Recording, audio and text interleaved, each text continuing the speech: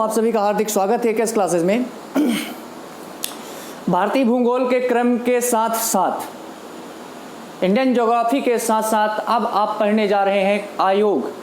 जो विभिन्न प्रकार के आयोग हैं, कमीशन हैं, उनकी चर्चा अब मैं करने जा रहा हूं। ये एक नया अध्याय जोड़ा गया है मुख्यतः एमपीपीएससी के दृष्टिकोण से, लेकिन साथ में ये अन्य प्रतियोगी परीक्षाओं के संदर्भ में भी अपना विशेष महत्व रखता है। ऐसा कुछ नहीं है कि आप ये कभी नहीं पढ़े हैं। इनका अध्ययन आप पूर्व में भी कर चुके हैं, एक बार नहीं कई बार कर चुके हैं। बताइए, आप ही बताइए, क्या आपने कभी राष्ट्रीय महिला आयोग के बारे में नहीं सुना? क्या आपने राष्ट्रीय अल्पसंख्यक आयोग, नेशनल कमीशन फॉर माइनॉरिटीज़, इनके बारे में नहीं पढ़ा? क्या आपने राष्ट्रीय हरित अधिकरण नहीं पढ़ा, जो एनजीटी है, नेशनल ग्रीन ट्रिब्यूनल? ये तो शॉर्ट फॉर्म में कभी कभी दे के एग्जाम में एनजीटी कई दफ़ा आपको मिलेगा। एनजीटी देख के आपको फुल फॉर्म पूछा जाता है इसका। तो सब पढ़ चुके हैं आप, सब कुछ। संघ लोक सेवा आयोग नहीं पढ़े आप? क्या आप राज्य लोक सेवा आयोग नहीं पढ़े? एमपीपीएससी, यूपीएससी, हाँ, इलेक्शन निर्वाचन आयोग के बारे में नहीं पढ़े? सब पढ़ते हैं आप, सबसे गुजर चुके हैं। बस एक अलग अध्याय क्या जोड़ दिया गया, थोड़ा सा मन में विपरीत विचारधाराएं उत्पन्न होने लगी हैं। तो मैं अनुरोध करूंगा कि जो ये विपरीत विचारधाराएं आपके मन में उत्पन्न होती जा रही हैं, उनको संयमित करें, संतुलित करें और ये सोचें, गौर से इनको देखें, इन आयोगों को। क्या ये पहले आपके दृष्टिपटल के सामने नहीं आए? सब आ चुके हैं। हाँ, एक नया अध्याय जोड़ा गया है, विशेष महत्व अब ये रखेंगे। पहले तो आप इन कब इस्टेब्लिश हुआ, कब स्थापित किए गए ये आयोग, गठन कब हुआ, प्रथम अध्यक्ष कौन थे, वर्तमान अध्यक्ष कौन है, सदस्यों की संख्या, ये सब पढ़ते ही तो आ रहे हैं। थोड़ा और पढ़ लेंगे, चलिए, कोई दिक्कत नहीं है, क्योंकि इनका वेटेज रहेगा। तो यदि वेटेज है तो थोड़ा अधिक पढ़ना पड़ेगा। सपने बड़े हैं तो संघर्ष छोटा कैसे हो सकता है? संघर्ष को भी आपको बड़ा करना पड़ेगा। यदि आप सपने देख रहे हैं बड़े बड़े और संघर्ष आप सोचते हैं कि कम करना पड़े, तो ये थोड़ा सा औचित्यपूर्ण नहीं है। इसलिए मैं निवेदन करूंगा, थोड़ा संघर्ष बढ़ाएं। और मैं इसमें आपको सहयोग देने के लिए उपस्थित हुआ हूं और अनवरत रूप से देता रहूंगा। बस आपका भी सहयोग, आपके सहयोग की भी मैं अपेक्षा रखता हूं। ठीक है, चलिए शुरू करता हूं। दोस्तों, आज का जो ये टॉपिक है, ये आपको पहले मैं एक दो क्लास ऐसे ही इनका परिचय करवाऊंगा, उसके बाद मैं अलग अलग प्रकार के आयोगों का अध्ययन आपको करवाऊंगा। लेकिन उसके पूर्व दोस्तों, आपको ये जानना आवश्यक है कि सांविधिक और संवैधानिक क्या होता है, या कहीं संविधानेतर या संवैधानिक, ये क्या है? जब ऐसे टर्म आएंगे, जैसे मैं कहूँ कि जो संघ लोक सेवा आयोग यूपीएससी है, ये संवैधानिक निकाय है, कॉन्स्टिट्यूशनल बॉडी है। वहीं मैं दूसरी ओर ये कह दूं कि राष्ट्रीय मानवाधिकार आयोग ये सांविधिक या कहे विधानेतर निकाय है। तो अंतर क्या है? तो आयोग ही ना, संघ लोक सेवा आयोग, लेकिन उधर राष्ट्रीय महिला आयोग ये संवैधानिक है, कॉन्स्टिट्यूशनल है। तो ये क्या है? ये स्टैट्यूटरी बॉडी है ना, सांविधिक है। इनका डिफिनीशन ये होता क्या है, ये जानना आवश्यक है। देखिए मित्रों, इतना ही पढ़िएगा, बेसिक है, क्योंकि ये पूछा जाता है कि अगर मान लीजिए ये पूछ लिया जाए कि निम्नलिखित आयोगों में से जो कमीशन आपको ऑप्शन में देगा, इनमें से कौन सा संवैधानिक है और कौन सा सांविधिक, या कहें संविधानेतर, स्टैट्यूटरी बॉडी या कहें कॉन्स्टिट्यूशनल बॉडी, तो आपको फिर उसमें आइडेंटिफाई करना पड़ेगा। इसलिए थोड़ा रटना भी पड़ेगा आपको ये सब कि कौन सांविधिक और कौन संवैधानिक। ठीक है, चलिए सबसे पहले जाने संवैधानिक निकाय क्या है, अर्थात कॉन्स्टिट्यूशनल बॉडी। दोस्तों याद रहे, संवैधानिक निकायों को, जो भी जितने भी संवैधानिक निकाय होंगे, भारतीय संविधान के विभिन्न अनुच्छेदों के तहत, भारतीय संविधान के विभिन्न अनुच्छेदों के तहत इन निकायों का, कौन सी निकाय, कौन सी बॉडी, संवैधानिक बॉडी, कॉन्स्टिट्यूशनल बॉडी का उल्लेख है, का वर्णन है। सीधे ये जितने भी आपको यहाँ पे दिख रहे हैं, जो भी संवैधानिक निकाय, संवैधानिक बॉडी होंगी, वो सब भारतीय संविधान से सीधा सीधा संबंध रखती है। हमेशा याद रखिए, किससे? भारतीय संविधान से।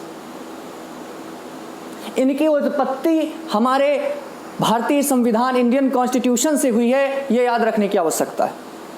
संसद पार्लियामेंट जो भारतीय संसद है, इसकी भी उत्पत्ति संविधान में हुई है। यदि संविधान में ना लिखा होता कि भारत की एक संसद होगी, तो फिर भारत की संसद नहीं होती। क्योंकि हमारे देश के संविधान में लिखा है, वर्णित है कि देश की एक संसद होगी, तो आज देखिए देश की संसद है। और देश की संसद को सीधे सीधे किससे शक्तियां प्राप्त हैं? भारतीय संविधान से। भारतीय संविधान संसद के लिए शक्ति का स्रोत है, सोर्स ऑफ द पावर। वहीं ये भी सीधा सीधा संबंध रखते हैं भारतीय संविधान के विभिन्न अनुच्छेदों में। भारतीय संविधान के विभिन्न आर्टिकल्स में इनको वर्णित किया गया है। इनका वर्णन कहाँ है? इनका वर्णन है भारतीय संविधान के डिफरेंट टाइप्स के आर्टिकल्स में। ठीक है, बहुत सारे अनुच्छेदों में इन निकायों का, इन आयोगों का वर्णन है। अब दूसरी बात, जिस तरह भारतीय संसद को सीधे सीधे भारतीय संविधान से पावर मिलती है, शक्ति का स्रोत ही है भारतीय संविधान हमारे देश की संसद के लिए, सिमिलर हियर इन आयोगों को, जो भी संवैधानिक आयोग होंगे, जो संवैधानिक निकाय होंगे, जो कॉन्स्टिट्यूशनल बॉडी होंगी, उनको सीधे भारतीय संविधान से शक्तियां प्राप्त हैं। याद रहे, भारतीय संविधान से, इंडियन कॉन्स्टिट्यूशन से सीधे इनको पावर मिलती है, ये याद रखने की आवश्यकता है। नेक्स्ट दोस्तों, इन निकायों के तंत्र में जो भी ये निकाय हैं, जो संवैधानिक निकाय हैं, यदि इनके किसी भी तंत्र में, इनके किसी भी एक सिस्टम में, इन बॉडी के किसी भी सिस्टम में चेंजिंग लाने के लिए, परिवर्तन लाने के लिए संशोधन की आवश्यकता पड़ती है। किसकी पड़ती है? संशोधन की आवश्यकता पड़ती है। चलिए, अच्छा उदाहरण लिखे हैं, देख लीजिएगा। संघ लोक सेवा आयोग, UPSC, union public service commission, आपके राज्य लोक सेवा आयोग। अच्छा, ये भारतीय संविधान के किस भाग में है और किस अनुच्छेद में है, कमेंट करिएगा। नेक्स्ट, राज्य निर्वाचन आयोग या निर्वाचन आयोग कहे, ठीक है। स्टेट इलेक्शन कमीशन, ठीक है, इलेक्शन कमीशन, निर्वाचन आयोग। अच्छा, निर्वाचन भारतीय संविधान के किस भाग में है? तो याद रहे, निर्वाचन जो है दोस्तों, वो भारतीय संविधान के भाग 15 में है। किस में है? भारतीय संविधान के भाग 15 में। याद हो जाएगा, करा दूं? अच्छा, एक चीज देखिए आप यहाँ पे, ये जो 5 है, तो आप जानते हैं कि 5 वर्ष में एक ही बार तो चुनाव होता है। 5 वर्ष में, या कहें एक बार चुनाव 5 वर्ष में होता है। एक चुनाव 5 वर्ष में होता है, एक चुनाव 5 वर्ष में होता है, यानी 15 चुनाव मतलब इलेक्शन, तो 1 5 15, या 5 वर्ष में एक चुनाव। क्लियर हो जाएगा, याद हो जाएगा। दूसरी ट्रिक इसकी भी है, 15 पास से 15 अन्नी से निर्वाचन, पानी, यह भी है, लेकिन वो थोड़ा सा याद, मान लीजिए पानी शब्द भूल गया तो फिर ये याद रहेगा, बढ़िया इजी है, याद कर लीजिएगा। अच्छा, फिर है राष्ट्रीय अनुसूचित जाति एवं जनजाति आयोग, ठीक है, national commission for scheduled caste and scheduled tribes, ठीक है, ये भी क्या है? संवैधानिक निकाय है, कॉन्स्टिट्यूशनल बॉडी है, ठीक है। अनुसूचित जाति एवं जनजातीय क्षेत्रों का वर्णन भारतीय संविधान के किस भाग एवं किस अनुच्छेद में है, बताइए। तो याद रहे, इनका वर्णन है भाग 10 में। भाग 10 में किस में है? भाग 10 में। याद कैसे करेंगे?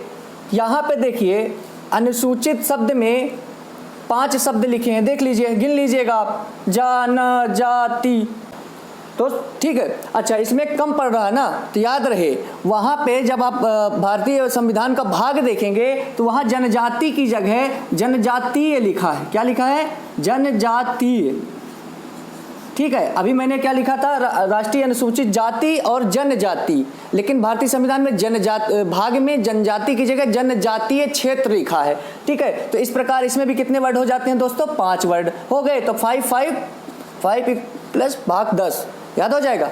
आपको आयोग के संविधान के भाग भी रटे जा रहे हैं, अच्छे से लिखिएगा, नोट में इन ट्रिकों को लिख लीजिएगा, बहुत इजी ट्रिक है, मैंने खुद से बनाई थी, खुद के लिए, ठीक है। भारत का नियंत्रक एवं महालेखा परीक्षक, कैग, क्या बोलते हैं इसको? Controller and auditor general, CAG बोला जाता है, ठीक है। पहला आयोग जब पढ़ाऊंगा तो कैग ही होगा, क्या होगा? कैग होगा शायद, ठीक है, तो कैग होगा, कैग होता है। अच्छा, भारतीय संविधान के किस अनुच्छेद तक कैग का एक्सप्लेनेशन है, वर्णन है? क्या 147 से, अनुच्छेद 147 से 151 तक है क्या? मुझे याद नहीं आ रहा है, कृपया बताइएगा, क्या मैं राइट हूँ या रॉन्ग? क्या मैं सही हूं या गलत? क्या कैग का एक्सप्लेनेशन आर्टिकल 147 से 151 तक उल्लेखित है क्या? किस भाग में है ये भी बताइएगा। तो याद रहे, मैं ही बता देता हूं कि कैग का वर्णन भाग 5 में है, पार्ट 5 में। किसमें है? भाग 5 में। ठीक है, भाग 5 में अनुच्छेद 147 से 151 तक है। क्या मैं सही हूं या मैं गलत हूं? बताइएगा। ठीक है, और बहुत शानदार कैग को मैं पढ़ाऊंगा जब, तो आप देखेंगे। चलिए खैर, ये भी संवैधानिक निकाय है, कॉन्स्टिट्यूशनल बॉडी है। क्लियर है? नेक्स्ट है राष्ट्रीय पिछड़ा वर्ग आयोग। राष्ट्रीय पिछड़ा वर्ग आयोग, बैकवर्ड क्लास कमीशन। ठीक है, ये भी संवैधानिक निकाय है या कहीं कॉन्स्टिट्यूशनल बॉडी है। ठीक है, चलिए अब आ जाते हैं, और भी हैं इसमें, मैं कितने लिख दूं, जो भी हैं आप पढ़ते जाएंगे और आप नोट्स जब बनाएंगे तो एक समरी रूप में बना लीजिएगा, कौन कॉन्स्टिट्यूशनल है और कौन नॉट कॉन्स्टिट्यूशनल नहीं है। मतलब कौन सा स्टैट्यूटोरी बॉडी है या कहें संविधानेतर बॉडी है। ठीक है, अलग अलग समरी के रूप में बना लीजिएगा। क्लियर है? चलिए आइए इस टाइप इधर की ओर आते हैं। दोस्तों, जो सांविधिक या संविधानेतर निकाय होता है, जो स्टैट्यूटोरी बॉडी होती है, वो क्या होती है? मैं कह दूं, या आप जब पढ़ेंगे तो आपको मिलेगा कि केंद्रीय सूचना आयोग, जो सेंट्रल इंफॉर्मेशन कमीशन है, वो सांविधिक है।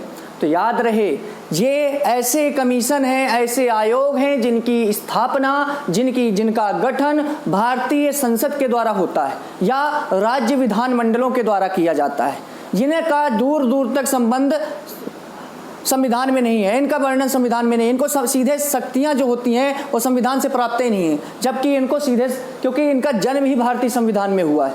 ठीक है, भारतीय संविधान से ही इनको पावर मिलती है डायरेक्ट। ठीक है, पावर हाउस है अपना इंडियन कॉन्स्टिट्यूशन इन कमीशन के लिए, इन आयोगों के लिए। जिस तरह संसद के लिए पावर हाउस कौन है? भारतीय संविधान। इनके लिए भी भारतीय संविधान पावर हाउस का काम करती है, लेकिन इनके लिए पावर हाउस का काम करेगी भारतीय संसद, पार्लियामेंट या कहें राज्य विधान मंडल, स्टेट लेजिस्लेचर। ठीक है, चलिए अच्छा, ये क्या है? सांविधिक विधि या कहें कानून। क्या? सांविधिक विधि या कानून। ठीक है, स्टैट्यूटोरी लॉ बोलिए। ठीक है, क्या होता है? कानून, सांविधिक कानून, स्टैट्यूटोरी लॉ होता है। ठीक है, अच्छा, ये भी जो सांविधिक कानून होते हैं, सांविधिक विधि होती है या कहीं सांविधिक कानून होते हैं, जो स्टैट्यूटोरी लॉ होती हैं, ये विधायिका द्वारा निर्मित, किसके द्वारा निर्मित? विधायिका के द्वारा निर्मित किए जाते हैं। किसके द्वारा बनाए जाते हैं? विधायिका के द्वारा। किसके द्वारा? लेजिस्लेचर के द्वारा बनाए जाते हैं। ठीक है, अच्छा, एवं लिखित रूप में मौजूद कानून होते हैं। ठीक है, जो सांविधिक कानून होते हैं, जो स्टैट्यूटोरी लॉ होते हैं, वो विधायिका द्वारा बनाए जाते हैं, साथ ही ये लिखित रूप में मौजूद कानून होते हैं। चलिए नेक्स्ट, संसद के अधिनियम या कहें राज्य विधान मंडलों द्वारा गठित।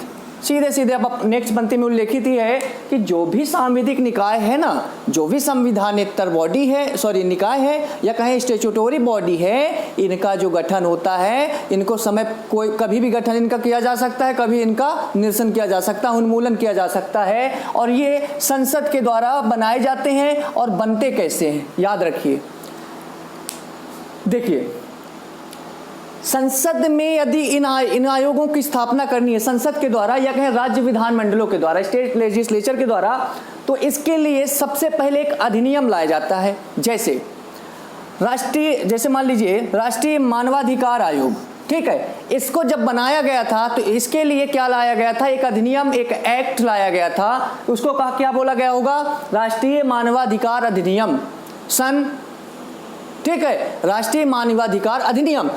तो संसद में यह अधिनियम लाकर, कैसा अधिनियम? जैसे कि राष्ट्रीय मानवाधिकार अधिनियम, ऐसे। ठीक है, नेशनल ह्यूमन राइट्स एक्ट, क्या बोल सकते हैं आप? नेशनल ह्यूमन राइट एक्ट या कहीं राष्ट्रीय मानवाधिकार अधिनियम के द्वारा संसद में जब ऐसा अधिनियम आया, तब जाकर इस आयोग की राष्ट्रीय मानवाधिकार आयोग, नेशनल ह्यूमन राइट्स कमीशन की स्थापना, इनका गठन हुआ होगा।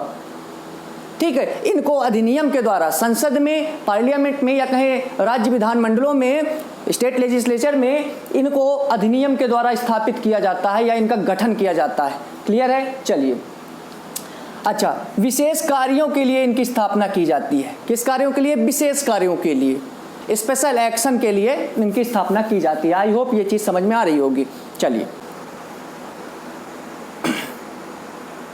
जैसे दोस्तों इनको मैं बोलूं, इनको हटाने के लिए इनमें कुछ संशोधन करना है तो उसके लिए क्या लाया जाएगा, भारतीय संविधान में संशोधन किया जाता है। जबकि ये थोड़ा सा सामान्य बहुमत के द्वारा, जनरल मेजॉरिटी के द्वारा भी इनमें संशोधन किया जाता है। ठीक है, आइए उदाहरणार्थ कुछ एग्जाम्पल हैं, देखते हैं कि कौन से संविधानेतर हैं या सांविधिक हैं या कहीं केवल विधिक हैं।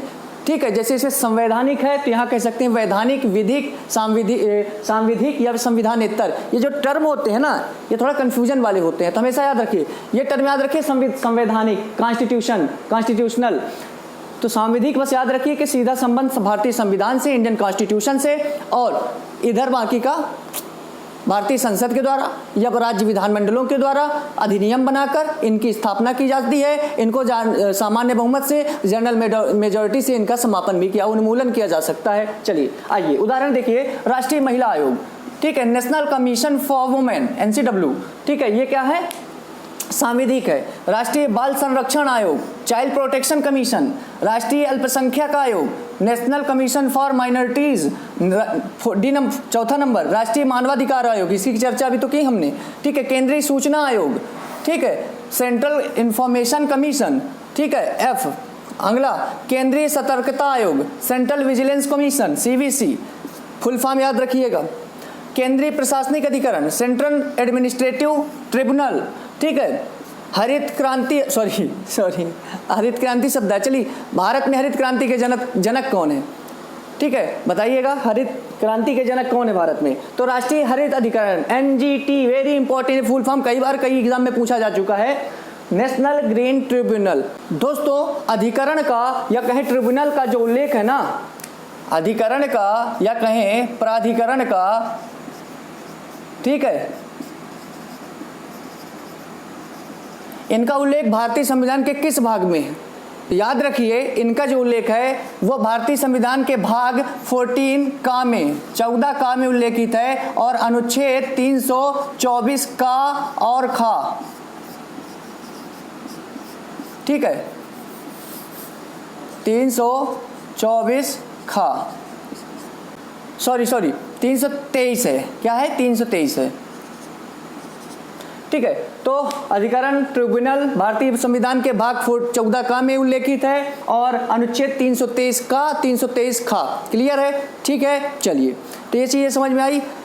और यहाँ पे आपने ट्रिक देखी है, संविधान, भारतीय संविधान के भाग हों, अनुच्छेद हों, यूं याद होंगे, मजाक में याद करेंगे। देखिए, अभी 2-3 एग्जाम्पल मैंने आपको दिया है, जस्ट यहाँ देखिए। अभी मैंने बताया राज्य निर्वाचन आयोग, 5 वर्ष में एक बार इलेक्शन, या कहें एक बार में एक इलेक्शन 5 वर्ष बाद होता है। एक इलेक्शन 5 वर्ष बाद, या कहें 5 वर्ष में एक बार इलेक्शन। लीजिए, भाग 15 याद हो गया, और अनुच्छेद 324 से 329।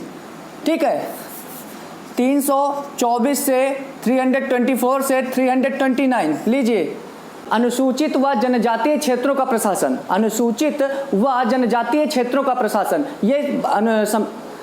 ये भाग 10 में, भारतीय संविधान के भाग पार्ट 10 में भाग 10 में तो इनका वर्णन है। ठीक है, तो अनुसूचित में 5 शब्द हैं और जनजातीय में 5 शब्द हैं। 5 5 10 खत्म। मैं आपसे बोलूं दोस्तों, संघ व राज्य क्षेत्र, संघ व राज्य क्षेत्र का वर्णन कहाँ है? ठीक है,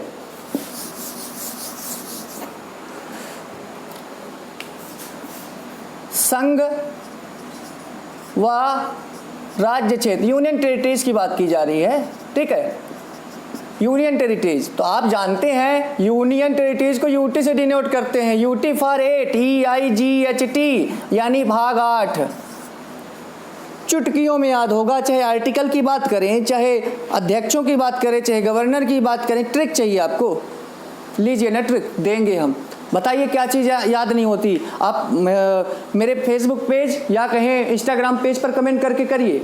जो चीज़ याद ना हो, मैं पूर्ण रूप से प्रयास करूंगा कि आपको साधारण ट्रिक से, ना कोई कहानी, ना कोई कविता, किसी और माध्यम के बिना देखकर ही आप बता पाएंगे, चाहे वो कोई भी हो, कोई भी, किसी की भी बात की जाए। देखिए, संघ राज्य क्षेत्र, थोड़ा सा हमने यहाँ सोचा, UT union territories, UT for 8, 8 for भाग 8।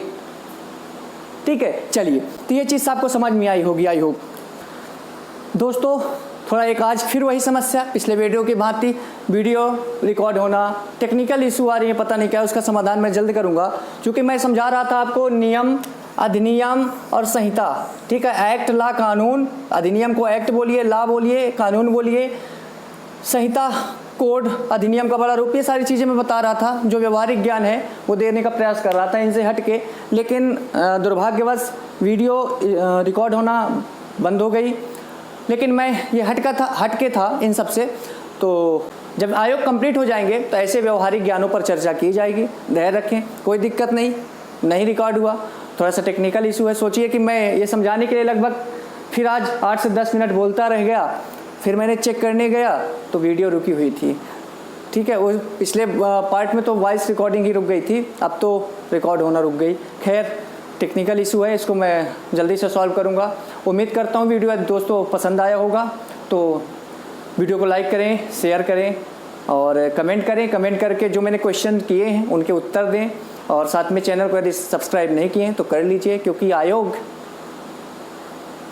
और हाँ, आयोग के बारे में एक प्रश्न करूंगा और उसका उत्तर मैक्सिमम रूप से यदि नहीं मिला मुझे तो मैं वो चीज़ नहीं करूंगा। प्रश्न ये है, क्या आयोग को आप मेरी नोट्स के माध्यम से पढ़ेंगे? क्या मुझे मेरा ये विचारधारा है कि आप मेरी नोट्स के माध्यम से, मैं यदि आपको उतना ही समझाऊंगा जितना यहाँ समझाऊंगा वो मैं नोट्स में भी समझाऊंगा। यदि आपको आयोग के नोट्स भी बनाने हैं, आयोग की नोट्स चाहिए, और नोट्स ज़रा देखिएगा, यदि उसकी कुछ छाया प्रतियाँ, उसका कुछ झलक देखना है तो मैं इंस्टाग्राम में अपने एक पेज पर अपलोड कर दूंगा और जाके देखिएगा नोट्स।